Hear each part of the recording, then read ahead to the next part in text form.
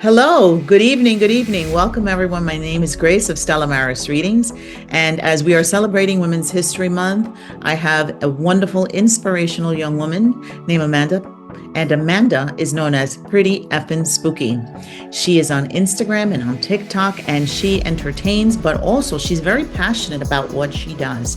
And I would like to introduce you, but at the same token, I'd like her to introduce herself.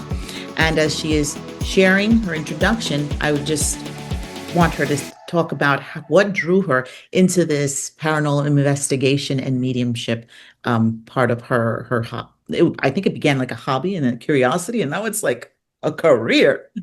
hmm Hi, yeah, thank you for having me. I'm so happy to be here talking to you.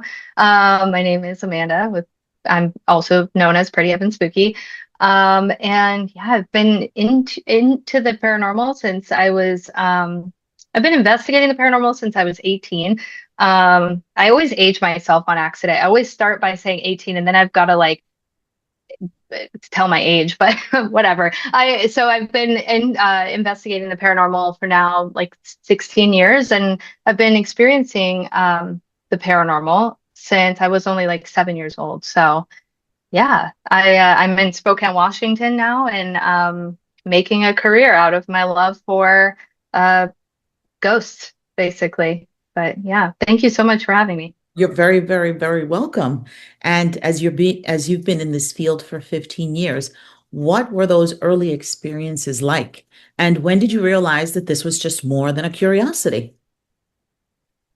So my earliest experiences were very scary. Honestly, I didn't love it at first. I am very open about that. It wasn't something that I felt in control of or like it wasn't something I necessarily wanted at first. But by the time I was 18 and I felt like, an adult, as much of an adult as you can be at 18, I was like, I'm ready to confront this and sort of understand it better. But it took all throughout my 20s, and now I'm turning 36 next month, and I finally feel like I have a good grasp on my relationship with the other side and what that looks like for me. And it just took a very long journey for understanding that that can look different for me than it does necessarily for somebody else. So my earliest experiences, very scary, very unexpected, kind of just typical ghostly activity that I was experiencing in my different homes I lived in.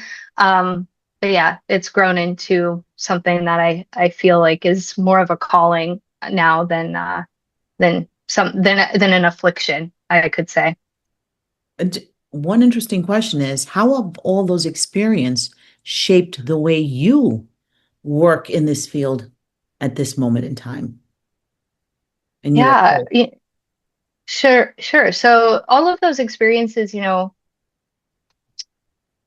guess it has shaped my approach today in that like I try to approach the paranormal and speaking with spirits. I try to approach it in a very grounded, very nuanced way because I also grew up, I don't know if I've ever told you this in all of the times we've talked, maybe I have, but I grew up Baptist and going to a Baptist church, and my whole family is very religious, and there's nothing wrong with that at all. But as I was growing up, it was a complicated thing to talk about because not everyone has a good understanding of the way that we can have a relationship with spirit and also with God and the complexities of that. And so my experiences and my fear that I had, I think also were informed by my religious upbringing and the idea that I was implanted in me in what it was that I was experiencing.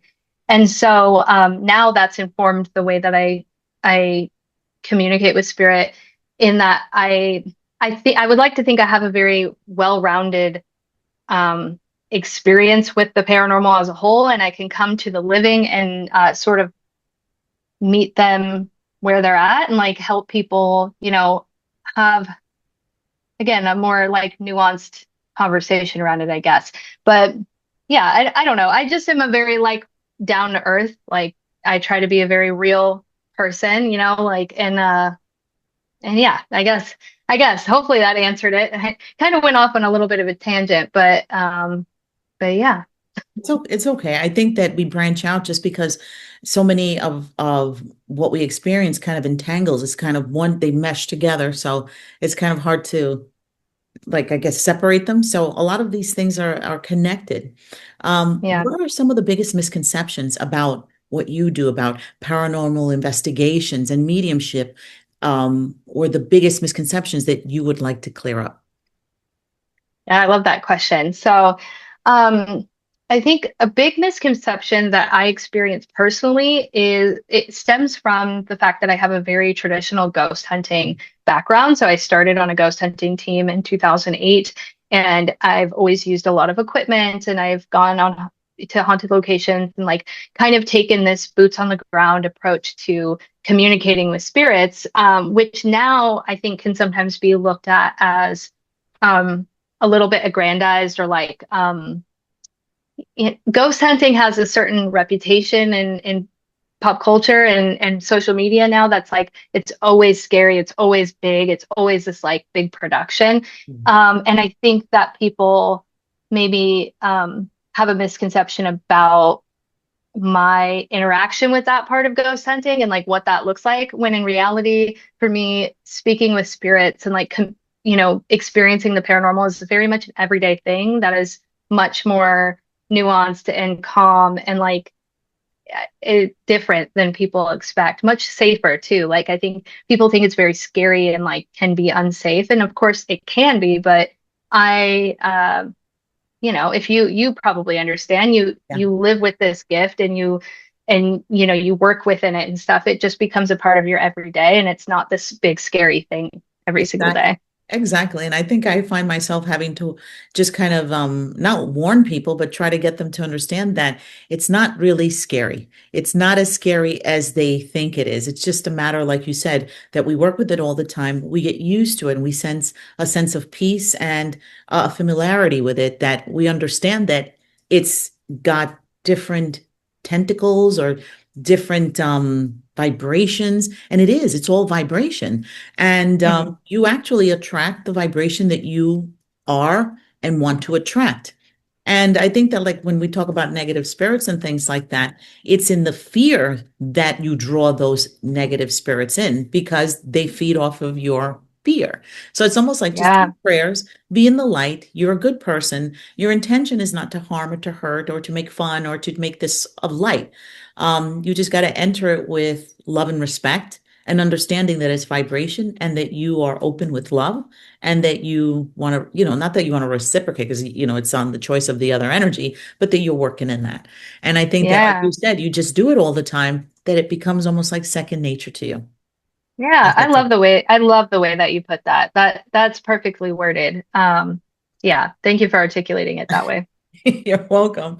Your odd emotions theory has really resonated with a lot of people. Can you explain what it is and how it influences your investigation? I'm interested to know this. Yeah, absolutely. So, Um, let's see, how do I begin? A few years ago, I started paying attention more to how the living interacted with the paranormal and less about the dead. And I think that there's importance in paying attention to both ends of a paranormal experience, the living and the dead. Mhm. But I started to pay more attention to how our emotions specifically were influencing the way that we experienced paranormal activity. And I especially started to notice that there were these emotions that we would feel that were more visceral. We felt them in our gut and also kind of anomalous, like not everyday emotions, not sad or sadness or fear or happiness, but instead strange emotions that would come up kind of randomly that seem to make paranormal experiences more heightened or make paranormal activity happen. And these are odd emotions I explain as four primary odd emotions, and that's deja vu, synchronicity, liminality, and nostalgia. And these four odd emotions I explain again as paranormal in nature. Visceral, anomalous emotions that we experience that can help us connect with the other side easier. And along with my odd emotions theory, a few years ago, I wrote a theory called the paranormal emotive touch point theory. And that proposes that there are these soft spots or moments in time that we experience. that the veil is thinner to the other side, and it's presented to us by odd emotions. So I theorize that if you're experiencing a moment of deja vu, if you were to stop in that moment and try to connect with somebody on the other side, a spirit, say the spirit of your grandpa, that you would have an easier time doing so in a moment of deja vu or in a moment of a synchronicity. That those can kind of inform us as to when the veil is thinner. Wow. You mentioned that you wrote this. Is this in a book that we can purchase? Is this in a book that we can have in our own hands and kind of just kind of go through and absorb? Yeah, well, not it's about to be. So Okay. I am part of my sort of like chaotic energy, which I think I'm a little more chaotic now than normal, is because I haven't been talking to a lot of people lately because I've been in the middle of writing a book. I'm right now in literally in the middle of my book of writing it, and I am writing a book called Odd Emotions with HarperCollins that's slated to be published in August 2027. So it's not out yet. I'm literally writing it as we speak. And yeah, I just am very, very passionate basically about the living and our emotions and who the people are that are having paranormal experiences or wanting to connect with spirit more meaningfully. And also, I believe that these odd emotions that we have, if we share about them with each other more often, more frequently, or if we're more vulnerable with each other, I think we can build stronger community as well. So that is sort of the foundation of my writing. And Odd Emotions will dig into those four primary emotions more deeply. So I'm really excited. Congratulations. I'm so excited. I can't wait to read it and purchase it and have it in my library. But not just for my library, because I know it's going to go around this house. It's going to go around because Maddie's I a love that. big is a medium, and this is something that she's always had. And as she was growing up, lots of different, so many different experiences that she kind of I see when she looks at you, she sees you as somebody that she can learn from certain, things that she finds familiar. So it's I wonderful. So I think you're an I love it. inspiration. You're an inspiration Oh, to many who are so thank you. interested in, and I have noticed have you noticed since the time that you've started, it's becoming bigger and bigger, more widely accepted. And I think that a Yeah. lot of people are trying to now understand that even as you share, because it's from your sharing that people say this is more common than I thought.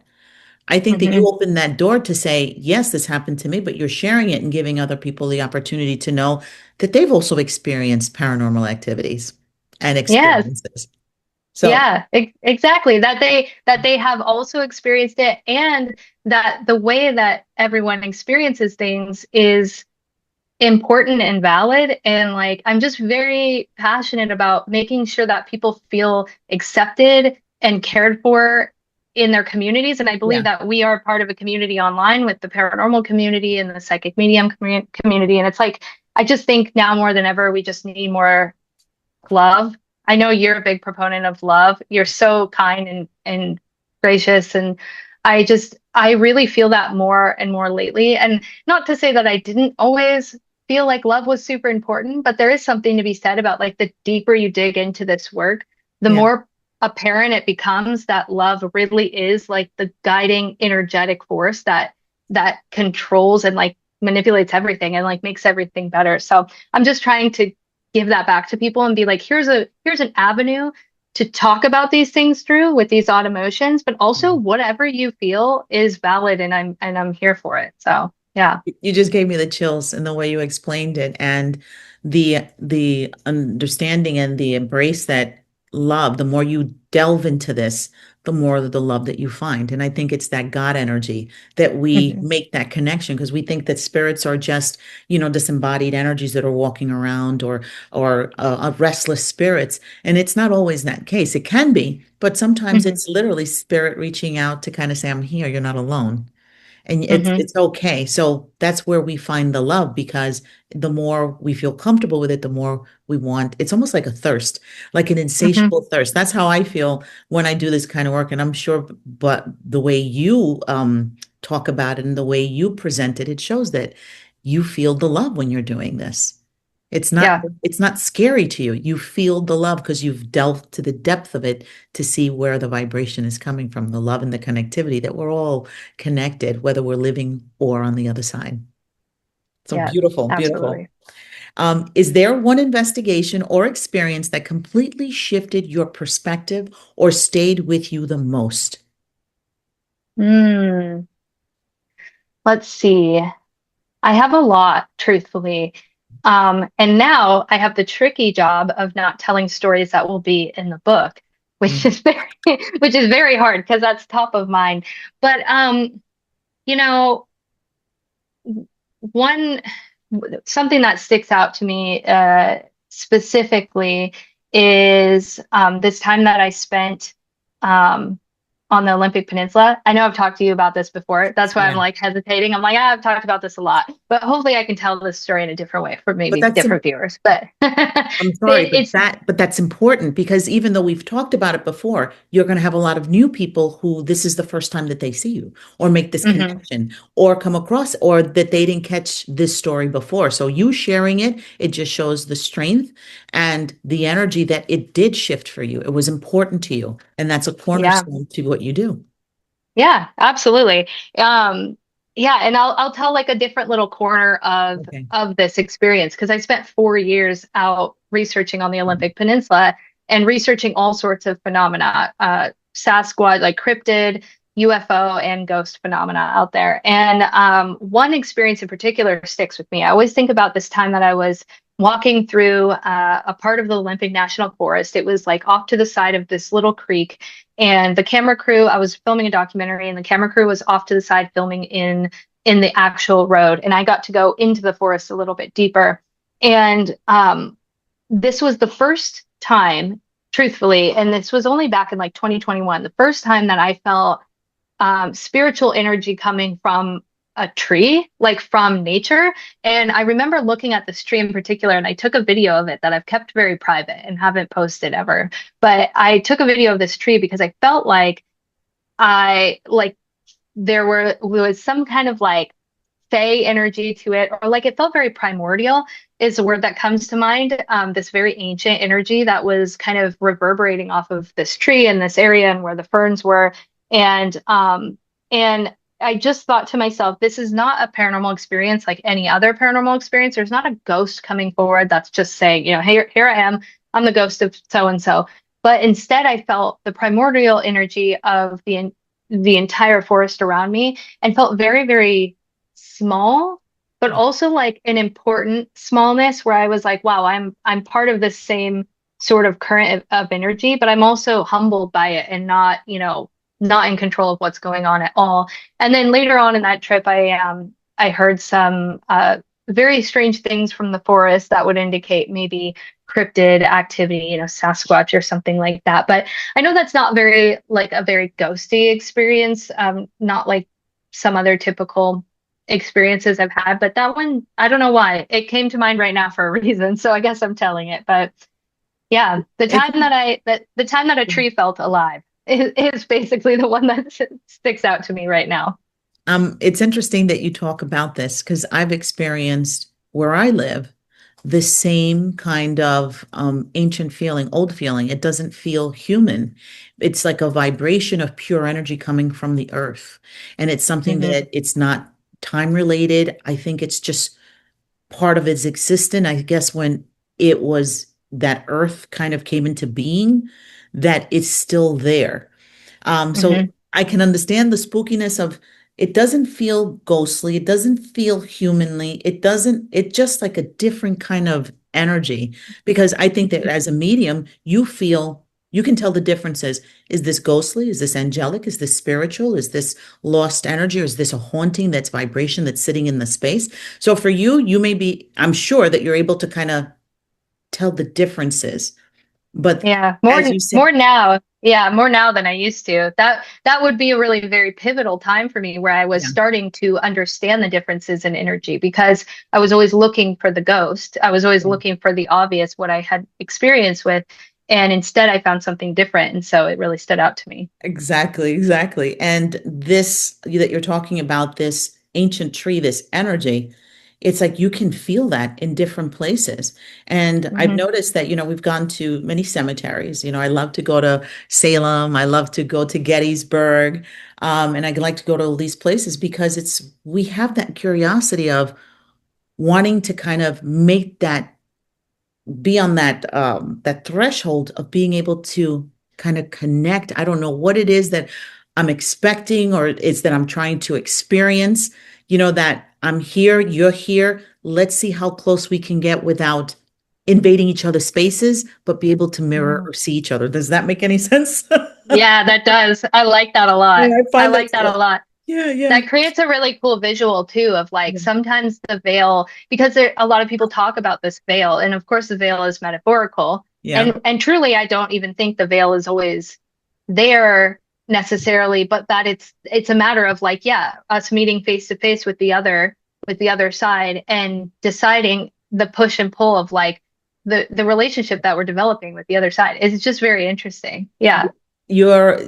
We're on the same page of, this not, I don't know, I don't want to call it curiosity because curiosity, I just think it lessens it. It's almost like wanting to be able to connect and be as close as possible. Like, again, I don't have to die to be there, and you don't have to come into life to be there. I want to be Hmm. as close to you as possible and exchange and understand some of your wisdom. And it's almost like, I guess we're trying to get a grace of what does it look like without having to be Yeah. there? Yeah, exactly. That's Oh, so yes, true. we're I on the love same that. page on that. Yeah. You have built a strong presence online and you have grown, and it's incredible, and I've watched you at times, and just like how people get on and they ask you all these questions and the interest, and when you're doing some of your work, the interest that peaks with a lot of people all over I think it's all over the world. What responsibility do you feel when you're educating and sharing paranormal content with such a large audience? Because you're dealing with a lot of different people all over the world. Yeah. That's such a good question. I do feel a lot of responsibility for how I handle a platform.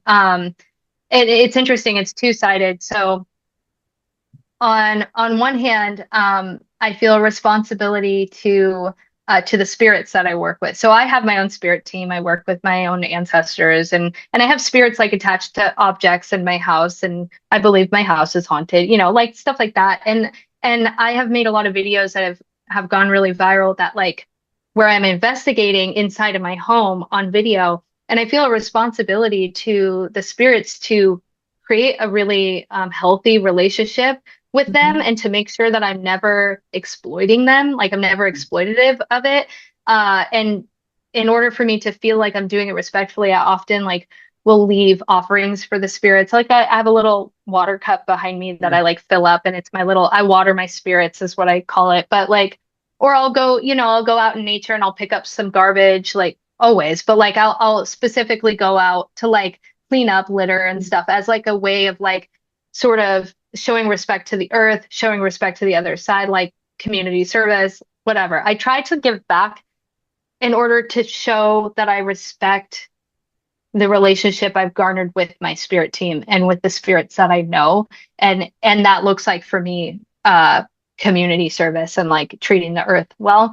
And then also back to the social media part of it, I feel a responsibility to the people watching and asking me questions to, again, like I said in the beginning, to just show them like love and acceptance, like big, heavy on the acceptance, especially these days when things are so complicated and not great sometimes out in the world. It's tough to find, to feel like we are, I think people are really hypercritical of themselves and Yeah. like think that they should know more or they should know better or somebody else should know better. And I really try hard to have genuine conversations with people to make sure that they know that they are cared for and to educate them in the most kind way that I can if they have questions or if I feel like they're going in a direction like I guess I'm thinking more, I'm going a little off topic, but I'm thinking more in terms also of like witchcraft or spellcraft or like, the craft in general.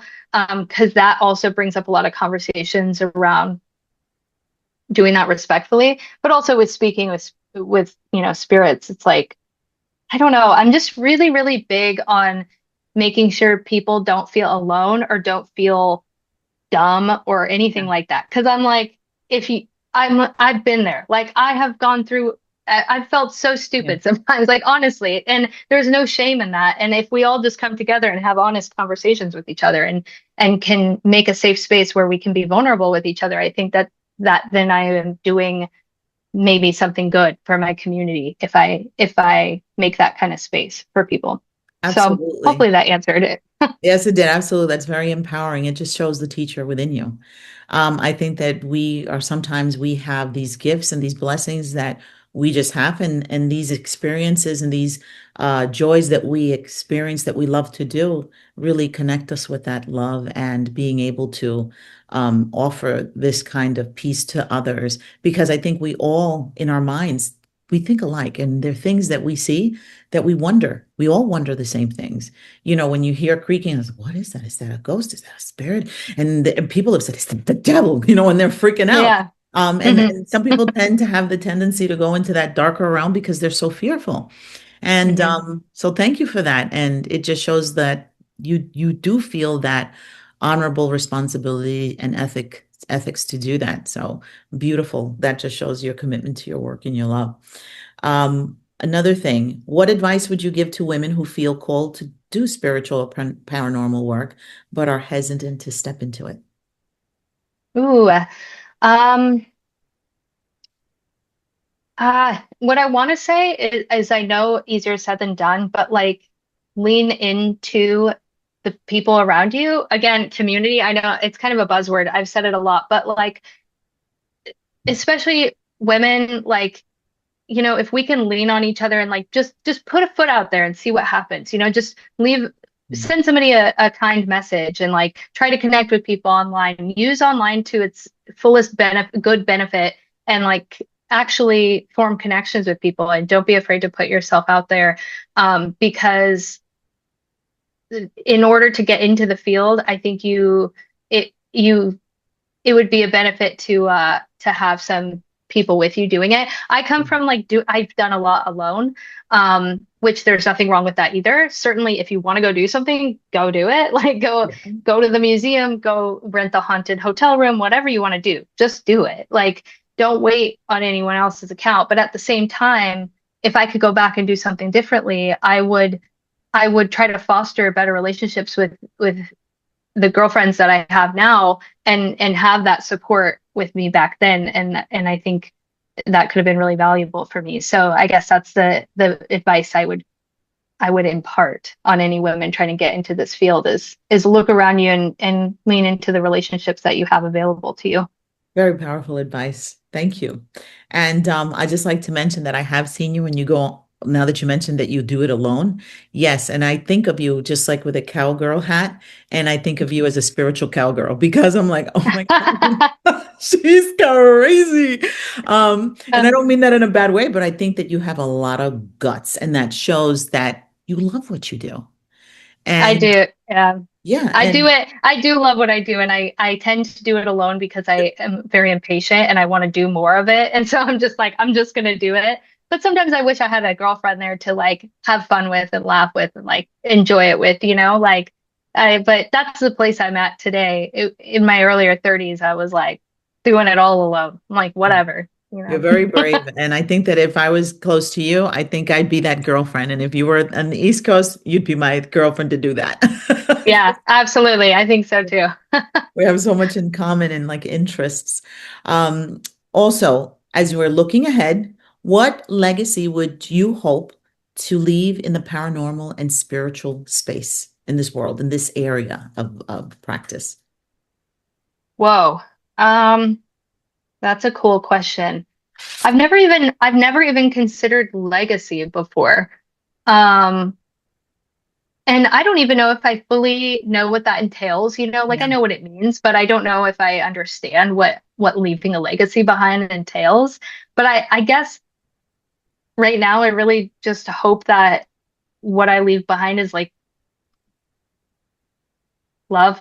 I guess like I know that's an easy answer, but like I've gone truthfully since I've been online, especially since 2019, I've been through a lot of my own stuff. We all have, but like, it's not always been easy. I'm exposed to a lot of people, and sometimes you don't get along with people, or people don't vibe with you, or like you're figuring life out.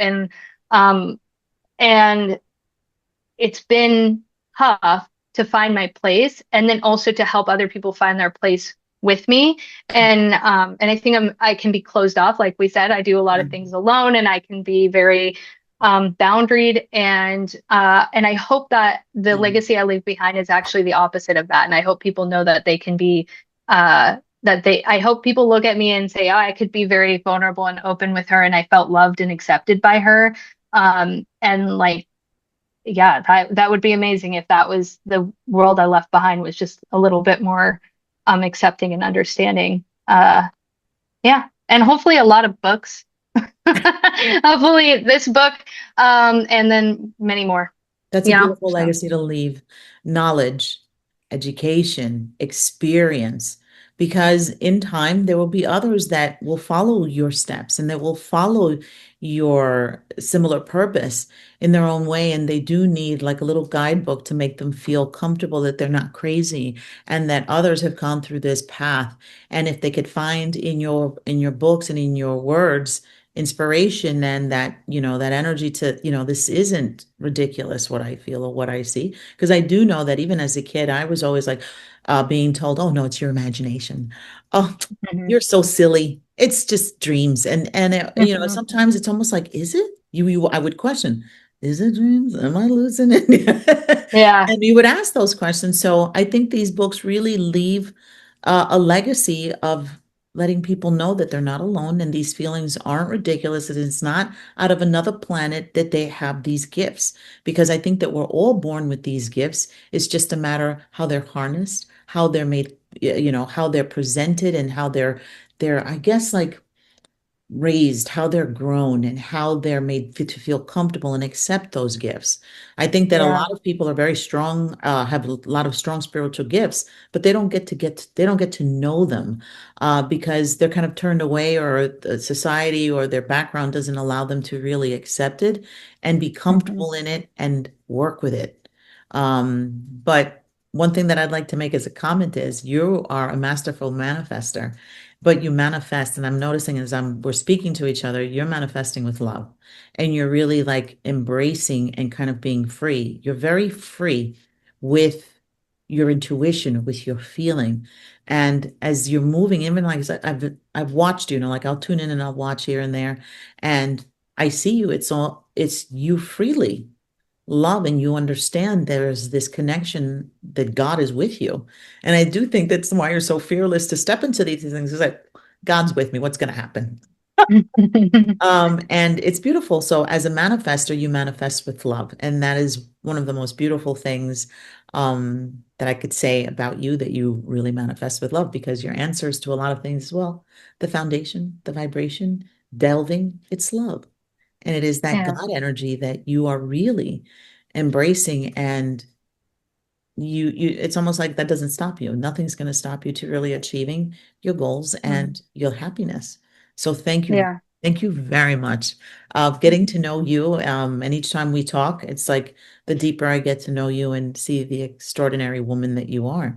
And I think that you're an inspiration for many and for all the young women, because I do feel that the younger generation is understanding that there is energy, that there's things that we don't see but are present Mhm. and can really work with us when we really connect with it and embrace those spiritual gifts and powers that are granted to us. So, Yeah. you being visible, you being there, I think helps many of those who have questions about the spirit world. So, you are an inspiration. I celebrate you in Women's History Month, and I'm so honored to be able to share you with other women and other spiritual women, because when you have many spiritual people that look to you, because this isn't not always a very comfortable arena to talk about. There aren't many groups that you could sit around the table and talk about. It's almost like this is Mhm. hidden, where you're there and they can tune in, but they don't always have to have the face or have the questions, to do face to face. So a lot of it is still very much where spirituality is sometimes people see, well, religion is one thing, and then spirituality, oh, that's something that's taboo. And you have a lot of people that are, like I'm Catholic, we're Catholic, and we do understand that there's a hidden world. And even in our faith, there's a lot of trust in the invisible world, resurrection, Hmm. coming back from the dead, as we celebrate Easter. So there's a lot of things in that book, in this beautiful book, that talks about prophecy, that talks about prophets, that talks about seers, but yet, oh, you can't do that. Oh, that's against our religion. And it's almost like it's so much about when we question, when we ask, when we want to truly know and find answers that are truthful and they're very open without feeling that dogma of that containment, wanting to contain us. So Hmm. yes, I do think that a lot of us do struggle. And I do think that like psychic work, mediumship work is something that all cultures understand that it exists. It is Hmm. accepted, but it's not something that is really out there spoken about with such great comfort and a feeling of reliability that it's given its place where it should be in the forefront. Does that make sense? Yeah, absolutely. Yeah, especially yeah, I'll just echo that and say like, and especially in the Western world, like yeah, there's still a Yeah. lot of work to do on integrating that and understanding that you can have um a wide set of beliefs like that. Like I Yeah. have come to understand that more now too, and just thank you for all the sweet things you've said to me. And I just want to say, if it's the last thing I say, um, that I haven't always been at this place either. And like, I want to be very open with people too, that if anyone's listening to me and watching this, like I have led with ego many times and I've had to really work through, and I've led with a lot of skepticism and I've rejected, uh, God, the idea of God. Like I've been through a whole journey of understanding at, of getting to this place of like deeper understanding, although also we don't understand everything, I'm still a curious person and willing to be wrong again later on, so it's like I do feel more at peace and more successful than ever now that I um have injected more love Yeah. into the conversation and into my life in general, and I've felt a big change in that over the last few years, so yeah. Beautiful. And remember, God is love, love is God. And as you have put, like you say, the love into your work, I feel that it's almost like you even see more and you see Hmm. the connectivity and you feel more injected into the spiritual world, like a oneness with it. Hmm. And that's beautiful. And I think that's very empowering. And I think that that opens a scope for you to even reach higher because people always think, oh, I want to be able to connect, but they feel like it's just this peak. And I've come to understand as doing this kind of work that there is no peak. It is unlimited. There is Hmm. no peak. You rise and you go to the next, and it's just never ending. And I don't think Hmm. that there is, it's almost like that, the eternity figure, the eight, Hmm. it is Yep. just no ending, like no beginning and no ending. Hmm. Same Yeah. thing of energy. And I think that's beautiful. And I know for sure that we've lived many different lives. I don't think this is our Hmm. first our first rodeo in the world. And I agree. I Yeah. think that spiritually, as we come each time, we really learn more and more aspects of ourselves. We're not just, I always tell people, we're not just one, we're many Hmm. layers. So Hmm. thank you for your inspirational talk and making us feel comfortable with spirituality.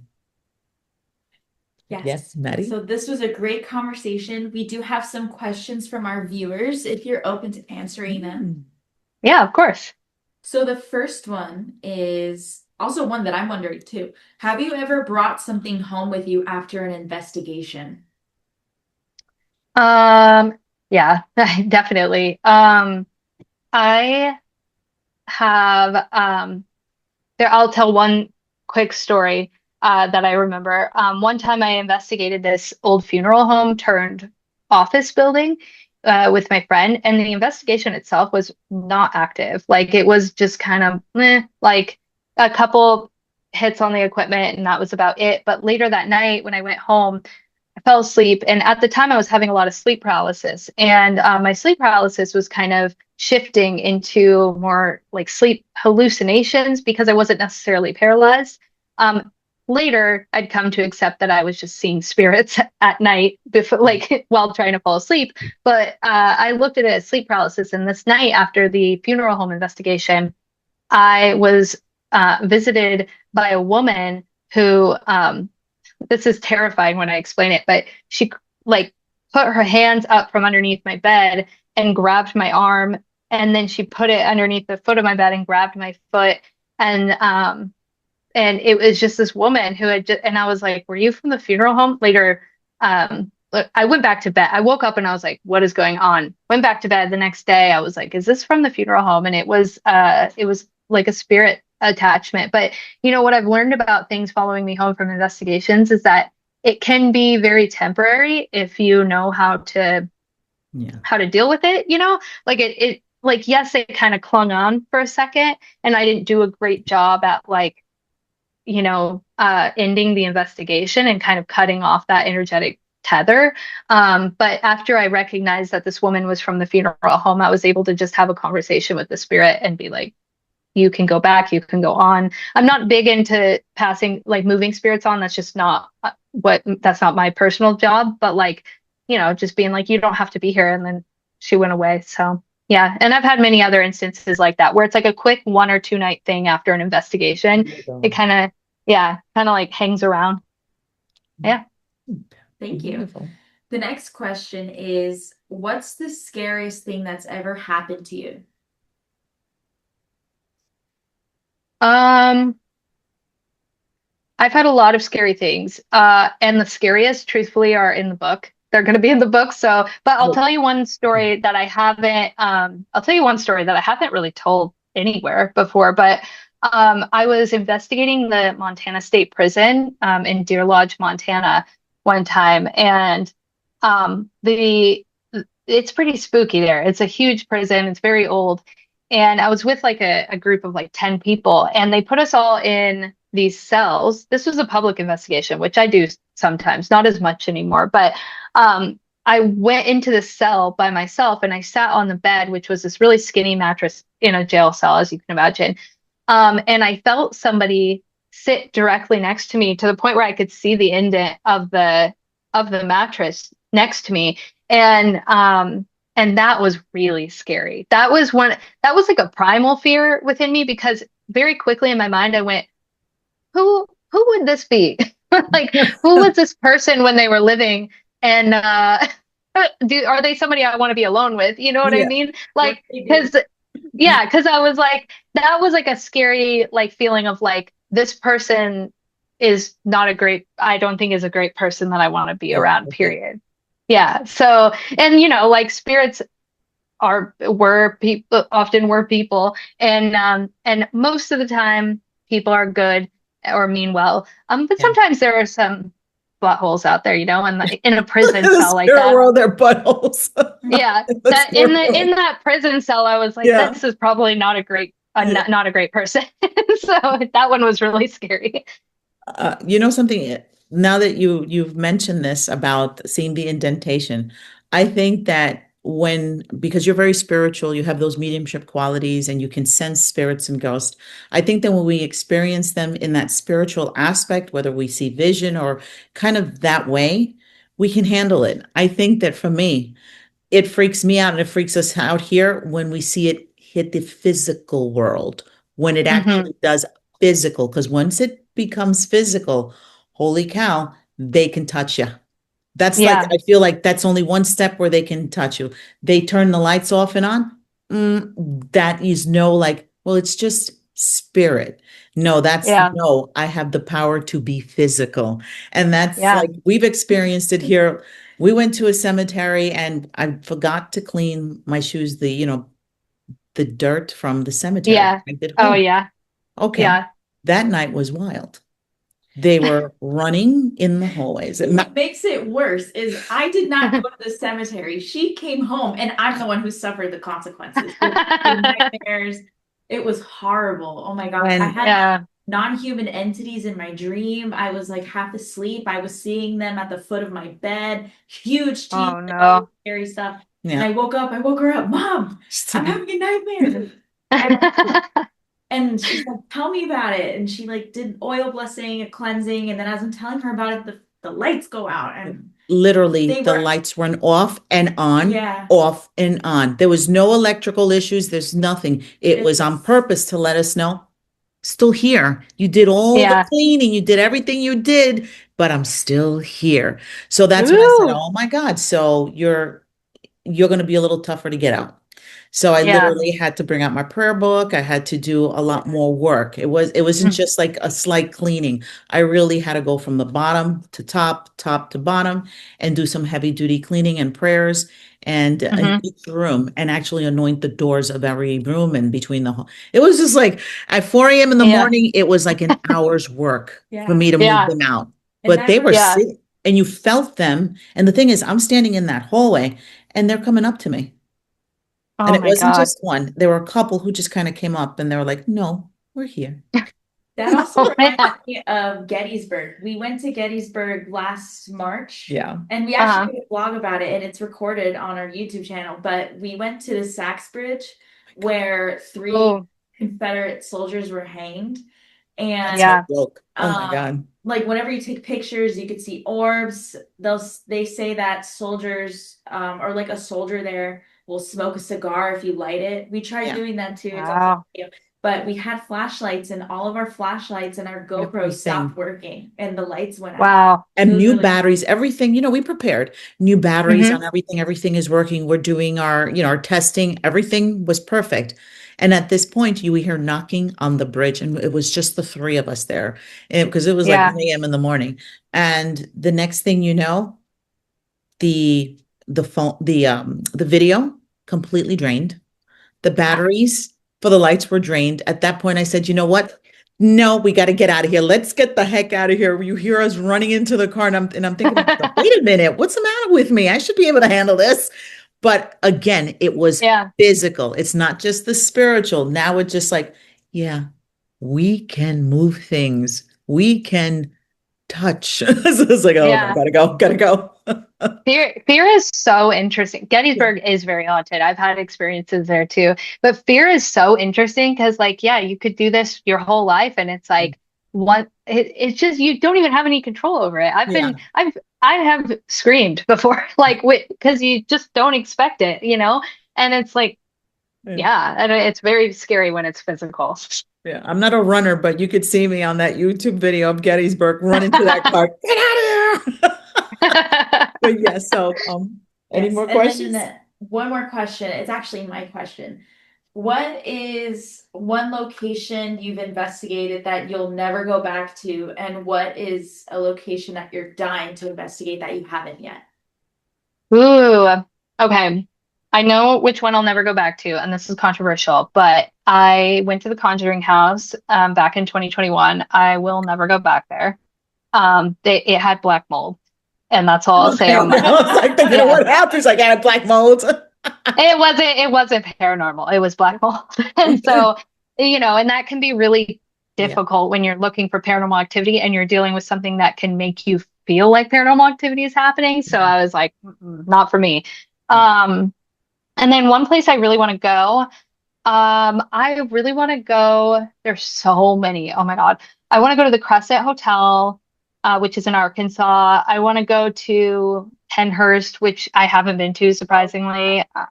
And a lot of people have been there, but I just never made it yet. And I want to go to the Stanley Hotel too. Yeah. I just got chills because I was like, I'm surprised you haven't gone to the Stanley Hotel. I know. But it's kind of isolated and it's sort of expensive, honestly. And that's kind of just the only thing holding me back. But I would love to go to the Stanley and I would love to go there and just stay there for like 4 days, like in the mountains in the snow, it'd be like nice. The movie. But, yeah, exactly. With an axe and no. Have you done Queen Mary? The what? The Queen Mary? I think that's it. So I've been to the Queen Mary, but I didn't investigate it. I was young when I went. And then my friend Amy just did an event down there recently, and oh man, I don't get jealous very often, but I had wished I was there. I would love to investigate the Queen Mary, but if I do it though, I want to rent the haunted room that's on the Queen Mary and do it right. And so that might take some coordination and some time to plan. But I did go there when I was 13, and I specifically remember um, sensing the spirit of a cook on the bottom floor. And at the time, I was 13. I didn't have the words for that. Like I wouldn't know to say I sense a spirit. But Yeah. I remember being with my grandpa who didn't want anything to do with ghosts. He didn't care about that. He wouldn't take me on the ghost tour. Nothing like that. And this was like 2003. And I looked down, I was like looking at this level where they like do catering, and I could feel like there was the spirit of this like cook down there. And I just thought it in my head. And at the time I was like, my imagination, but now I'm like, no, I believe me. I believe 13-year-old me. I was sensing something, Surely we know it's haunted there. So yeah. Oh my gosh. Actually have a follow-up question. Sorry. You got a This is follow-up. my favorite topic. That's okay. So you mentioned the Conjuring House. I don't know if you've heard, I'm sure you have, but what is your opinion on the new owners of the Conjuring or the museum of the investigators coming to Salem and like moving it around, but it's coming to Salem next. So what do you think about that? I'll tell you what I know, which isn't as much as other people know, but it's a little more than the regular person knows, I guess. So the Conjuring House right now is still not really owned by anyone. It's the Conjuring House is where the story from the Conjuring movie actually took place. But the people who are touring Annabelle around are Elton Casti and Matt Rife, and they bought Ed and Lorraine Warren's home, which included their museum, and the museum objects are leased to them, so they don't technically own them, but they can like travel it around and whatever. I would love, love, love, love to go to Ed and Lorraine Warren's house someday. I would love to make that happen. I want to know what it feels like there. And how I feel about the Annabelle being toured around. Well, the last time she was toured around, the majority of things that happened were like places, really terrible places being burnt down. So it was like kind of complicated about how I felt. So I was like, is Annabelle actually doing secret good work? Like, like I'm like, what's going on here? But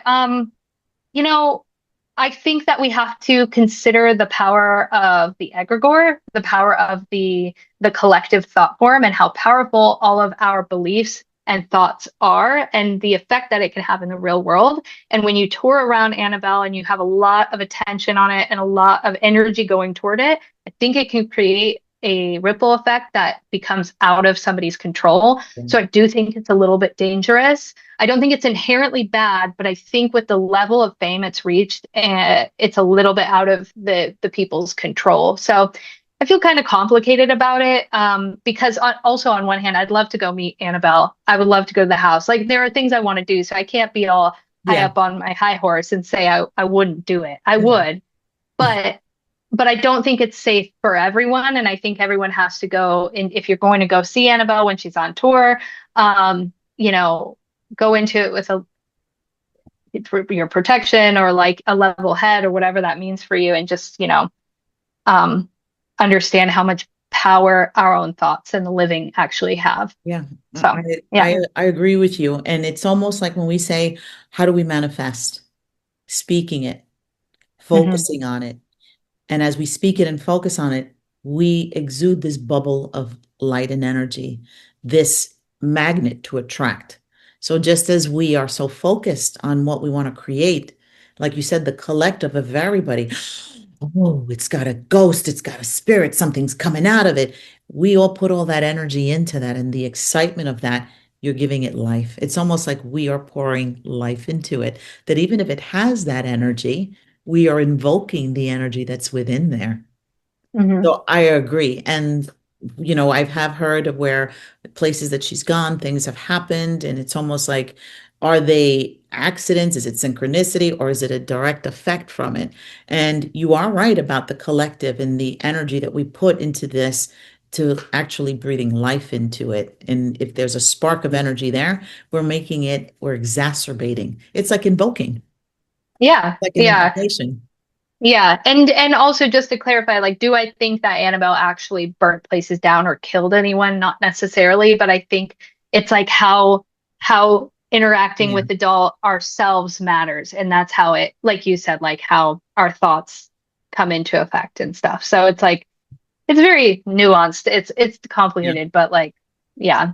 If you believe you're safe and protected, then you are, though. And I think people need to remember that they Yeah. have that autonomy and Yeah. that it's very rare where you're overcome by something supernatural that's Yeah. completely out of your control. I don't think that that's common at all.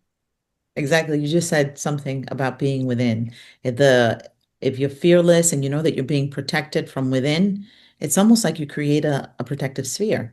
It's like that magical God within, the power to create, manifest, protect, and also lash out. Because even like we talk about evil eye. And when we talk about evil eye, what are we doing? We're projecting resentment, anger, envy, jealousy.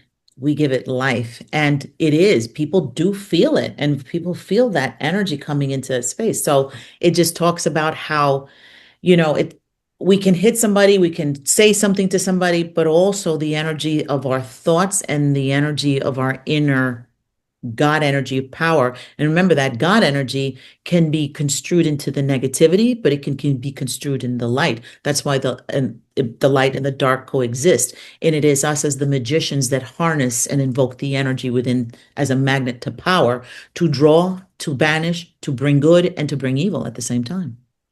Hmm. Does that make sense? Absolutely. All right. Yes, Well, thank you always. so much.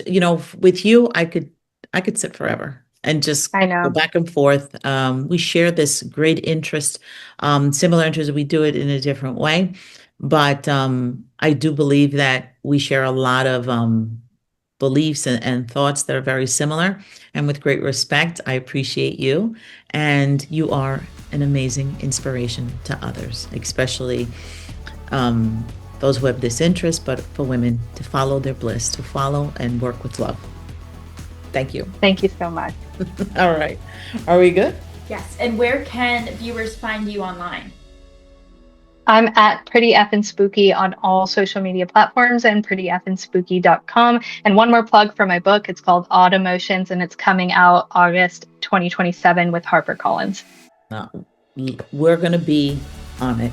And as it draws closer, I would love to have you again to talk about the book and Absolutely. talk to everybody on all the information that they'll be able to tap into by reading this amazing book and with such a great Yeah. experience that you have. Yeah, absolutely. All right. We'll make a date. Yeah. All right. Lots of hugs and kisses. Thank you again. Thank you so much. I'll All right. talk to you soon. Bye-bye.